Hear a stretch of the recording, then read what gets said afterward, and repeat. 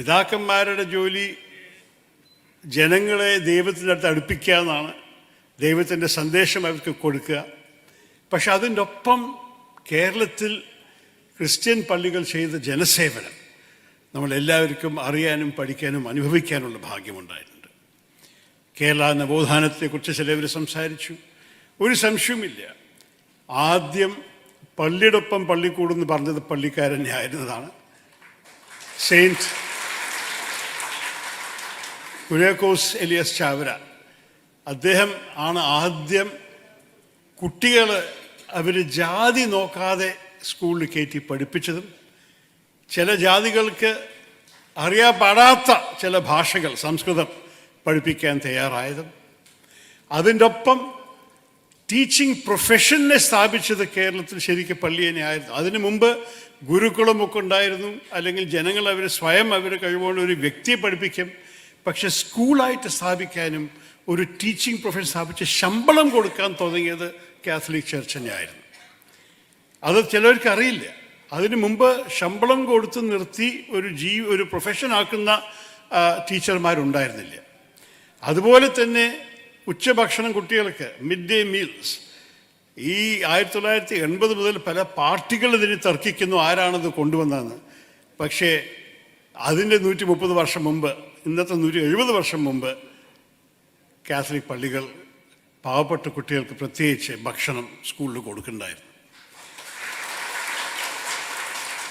അപ്പോൾ ഇതെല്ലാം ചെയ്ത് കണ്ട് സേവനം ചെയ്ത ഒരു സ്ഥാപനമാണ് ചർച്ച്. ഞാൻ എപ്പോഴും കാണുന്നത് വിദ്യാഭ്യാസ മേഖലയിലും ആരോഗ്യ മേഖലയിലും ചർച്ചിൻ്റെ നിരവധി ആക്ടിവിറ്റീസ് ഇത് കേരളത്തിൽ വലിയ മാറ്റം കൊണ്ടുവന്നു. അതുമാത്രമല്ല, നിങ്ങൾ നൽകിയ സേവനം ഈ 2 മേഖലയിലും എല്ലാവർക്കുമായിരുന്നു. പള്ളിയുടെ അംഗമാവാൻ നിർബന്ധമായിരുന്നില്ല, പള്ളിയുടെ വിശ്വാസം സ്വീകരിക്കാൻ നിർബന്ധമായിരുന്നില്ല, ജാതി മതം ഭാഷ ഒന്നും പ്രശ്നമായിരുന്നില്ല. വ്യക്തിക്ക് പഠിക്കാനുള്ള കഴിവുണ്ടെങ്കിലോ അല്ലെങ്കിൽ അസുഖം ചികിത്സയ്ക്ക് ആവശ്യമുണ്ടെങ്കിലോ പള്ളി ആ സേവനം ചെയ്തു. ഇതൊക്കെ ചെറിയ കാര്യങ്ങളല്ല, we take it for granted. പക്ഷെ ശരിക്കും നോക്കുകയാണെങ്കിൽ ഇതാണ് നമ്മുടെ രാജ്യത്തിൻ്റെ വലിയൊരു ഭാഗ്യം. കേരളത്തിൽ പ്രത്യേകിച്ച് ഇത്ര വലിയ റോൾ നമ്മളുടെ church, all the churches in Kerala have played a role that cannot be matched by anyone else. അതിനെ നമ്മൾ അംഗീകരിക്കണം, നമ്മൾ റെക്കഗ്നൈസ് ചെയ്യണം. ഞാൻ ഒരു ഹിന്ദുവാണ്, അത് നിങ്ങൾക്കറിയുന്ന സംശയവുമില്ല.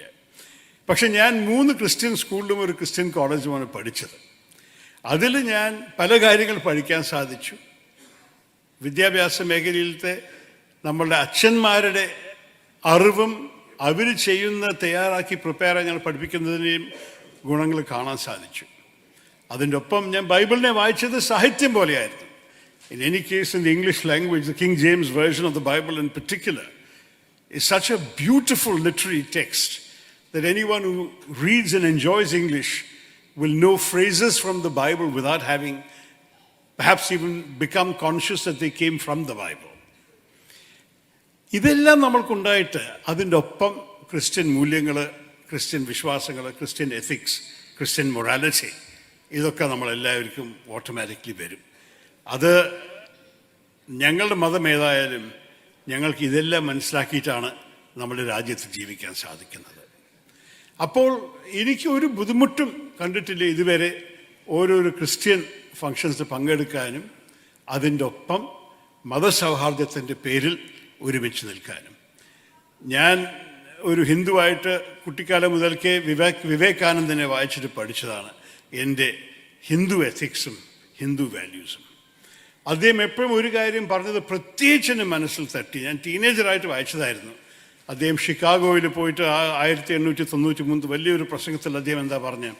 I am proud to speak on behalf of a religion which has taught the world not just tolerance but acceptance. ഇതെനിക്ക് പ്രത്യേകിച്ച് ഞാൻ ചിന്തിക്കാൻ തുടങ്ങി. കുറേ വർഷങ്ങൾ ഇതിൻ്റെ അർത്ഥം മനസ്സിലാക്കി ശ്രമിച്ചു. ഞാൻ ആ കാലത്ത് സ്കൂളിലൊക്കെ പഠിച്ചത് ടോളറൻസ് ഒരു നല്ലൊരു കാര്യമാണ്. A tolerant king is a good king because he allows people in his domains to have different beliefs. അതായിരുന്നു എൻ്റെ വിശ്വാസം. പക്ഷെ ശരിക്കും നമ്മൾ ചിന്തിക്കുകയാണെങ്കിൽ tolerance is a very patronizing virtue. The tolerant king is saying, I have the truth, you are in error, but I will magnanimously indulge you in your right to be wrong. അത്രേ tolerance ഉള്ളൂ. പക്ഷെ acceptance എന്താണ്? വിവേകാനന്ദർ പഠിപ്പിച്ചത് എന്താണ്? Acceptance പറയുന്നു, എനിക്ക് എൻ്റെ വിശ്വാസമാണ്, എനിക്ക് സത്യമുണ്ട്, നിങ്ങളുടെ വിശ്വാസം നിങ്ങൾക്ക് സത്യമുണ്ട്, ഞാൻ നിങ്ങളുടെ സത്യത്തിനെ ബഹുമാനിക്കുന്നു, നിങ്ങൾ എൻ്റെ സത്യത്തിനെ ബഹുമാനിക്കുന്നു. This is the basic prescription for coexistence in a multi-religious society like ours.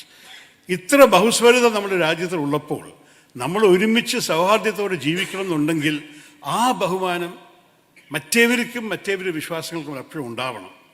അങ്ങനെ പഠിച്ച് വളർന്ന ഒരു ഹിന്ദുവാണ് ഞാൻ. അതുകൊണ്ട് പ്രത്യേകിച്ച് നമ്മളുടെ കേരളത്തിൻ്റെ അകത്ത് എല്ലാ മതത്തിനെയും ജനങ്ങൾ ഒരുമിച്ച് ജീവിക്കുന്ന കാണുന്നതാണ് എൻ്റെ എല്ലാം വെച്ച് വലിയ സന്തോഷം. ഓണം സമയത്ത് ഞങ്ങളെല്ലാവരും ആഘോഷിക്കും, അതിൽ മതവ്യത്യാസമില്ലാതെ എല്ലാവരും ഒരുമിച്ചിരുന്ന് ആഘോഷിക്കും.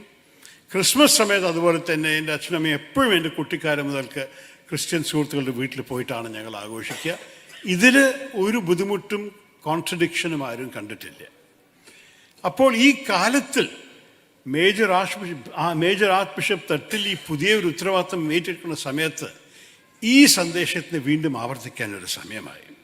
നമ്മളെല്ലാവർക്കും അറിയാം, ഭാരതം ലോകത്തിലും മതത്തിൻ്റെ ഇടയിലുള്ള സംഘർഷങ്ങളും ബുദ്ധിമുട്ടുകളും കൂടിക്കൂടി വരുന്നു. ഇപ്പം നടക്കുന്ന ഗാസ യുദ്ധത്തിലും മതത്തിൻ്റെ സംസാരവും രണ്ട് മതങ്ങളുടെ ഇടയിലുള്ള ടെൻഷൻ കൂടാൻ തുടങ്ങിക്കഴിഞ്ഞു. ഭാരതത്തിൽ നമ്മളെല്ലാവർക്കും അറിയാം മണിപ്പൂരിൽ എന്താ സംഭവിച്ചത്. ഞാൻ തന്നെ ക്രിസ്മസ് ആഘോഷിച്ചത് 19 മണിപ്പൂരി വിദ്യാർത്ഥികളോടൊപ്പമായിരുന്നു. അവർക്ക് അവരെ സ്വന്തം നാട്ടിലും വീട്ടിൽ പോയി അവർ ക്രിസ്മസ് ആഘോഷിക്കാനുള്ള സാധ്യത ഉണ്ടായിരുന്നില്ല.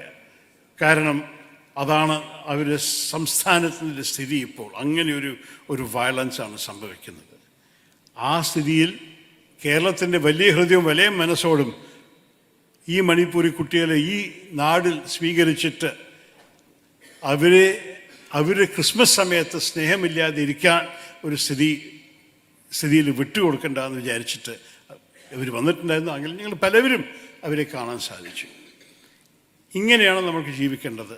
എൻ്റെ അഭിപ്രായത്തിൽ തിരുമേനിക്ക് വലിയൊരു വെല്ലുവിളി ഈ കാലത്തുള്ളത് എങ്ങനെയാണ് ഈ ഇൻ്റർ റിലീജിയസ് ടെൻഷൻസിൻ്റെ ഒന്ന് കാം ഡൗൺ ചെയ്യുക, എങ്ങനെയാണ് സംഘർഷത്തിൻ്റെ പകരം സഹോദര്യവും സ്നേഹത്തിൻ്റെ ഒരു ഭാവിക്ക് നമ്മുടെ സാമൂഹ്യത്തിനെ കൊണ്ടുപോവുക.